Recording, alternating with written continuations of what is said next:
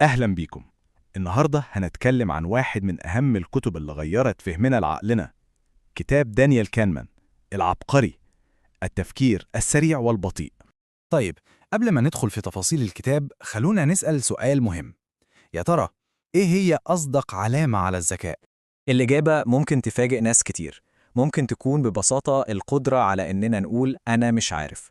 الاعتراف ده هو اللي بيفتح لنا الباب عشان نفهم عقلنا بيشتغل إزاي بجد. وهنا بقى بتيجي فكرة كانمان الأساسية. بيقول إن جوه راسنا في زي ما يكون عقلين أو نظامين شغالين مع بعض طول الوقت. الأولاني هو النظام رقم 1، ده نقدر نعتبره العداء السريع. سريع جدا، تلقائي وعاطفي، شغال على طول ومش بيحتاج أي مجهود. ده رد الفعل الغريزي بتاعنا، إحساسنا الداخلي. أما بقى النظام التاني فده عداء الماراثون، بطيء وبيحتاج مجهود وتركيز. ده الجزء التحليلي والمنطقي من عقلنا. المشكلة إنه كسلان شوية، مش بيحب يشتغل إلا لما يكون مضطر. فزي ما احنا شايفين الفرق بينهم كبير. النظام الأول بيحل لك 2 زائد 2 في ثانية، والتاني هو اللي بيحل مسألة زي 17 في 24. النقطة الخطيرة بقى إن النظام الأول السريع ده هو اللي ماسك الدفة معظم الوقت، وللأسف ده بيخليه يوقعنا في مطبات وأفخاخ عقلية كتير جدا. الأفخاخ دي ليها اسم علمي، الانحيازات المعرفية، ودي ببساطة أخطاء متكررة في طريقة تفكيرنا بتخلينا ناخد قرارات ونوصل لاستنتاجات غلط من غير ما نحس. طب ليه بتحصل؟ لأنها في الأصل طرق مختصرة بيستخدمها النظام الأول عشان يوفر على نفسه طاقة ومجهود، زي ما يكون بياخد اختصار. لكن للأسف الاختصارات دي ساعات بتودي في داهية. والانحيازات دي أنواع وأشكال كتيرة. طيب خلينا ناخد أشهر كام نوع منهم ونشوف إزاي بنقع فيهم كل يوم.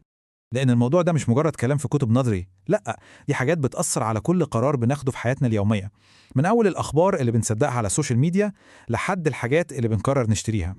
نبدأ بأول واحد، الاستدلال بالتوافر. وده معناه ببساطة إننا بنحكم على احتمالية حدوث حاجة بناء على سهولة إننا نفتكر مثال عليها. كل ما القصة كانت دراماتيك أكتر أو شفناها قريب، كل ما عقلنا بيفتكرها أسهل، وبالتالي بنحس إنها بتحصل كتير.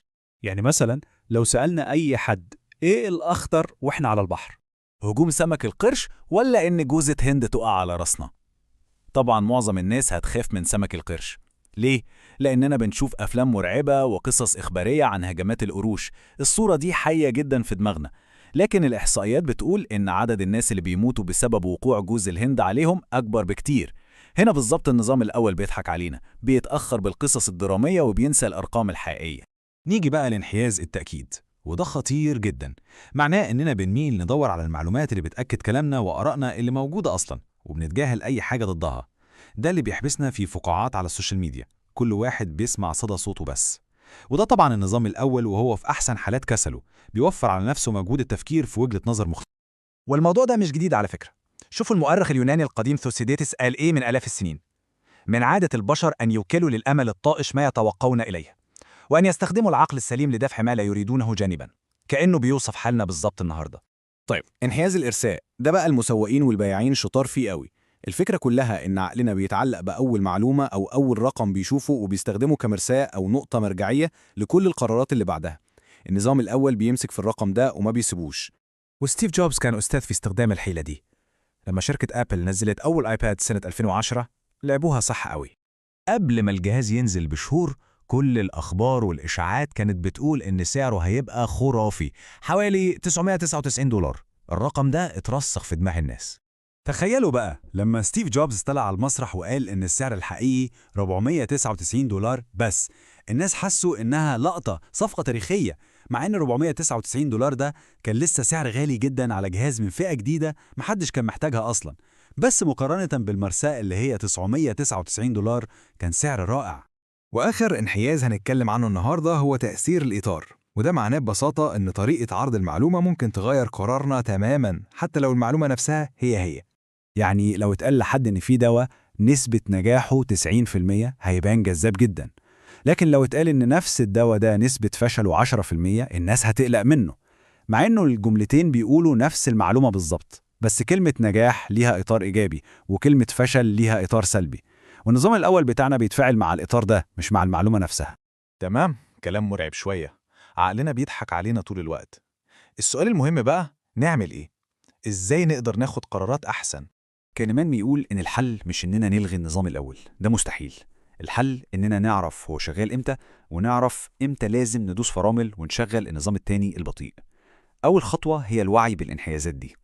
تاني حاجة، لازم ندور عمداً على آراء ومعلومات عكس رأينا. لازم نجبر نفسنا نسمع وجهة النظر التانية، وكمان نفكر بلغة الإحصاء والأرقام، مش بس القصص اللي بتأثر فينا. وأخيراً، نحاول نبص للمشكلة من أكتر من زاوية، نغير الإطار بتاعها. كل ده بيجبر النظام التاني الكسلان إنه يصحى ويشتغل. في النهاية، فهم طريقة عمل عقلنا مش مجرد تمرين أكاديمي، دي أداة عملية جدا ممكن تخلينا ناخد قرارات أفضل في شغلنا وفي علاقاتنا وفي حياتنا كلها. وده بيسيبنا مع سؤال مهم جدا نفكر فيه. بناء على كل اللي سمعناه ده، إيه هو أول قرار هنعيد التفكير فيه النهاردة؟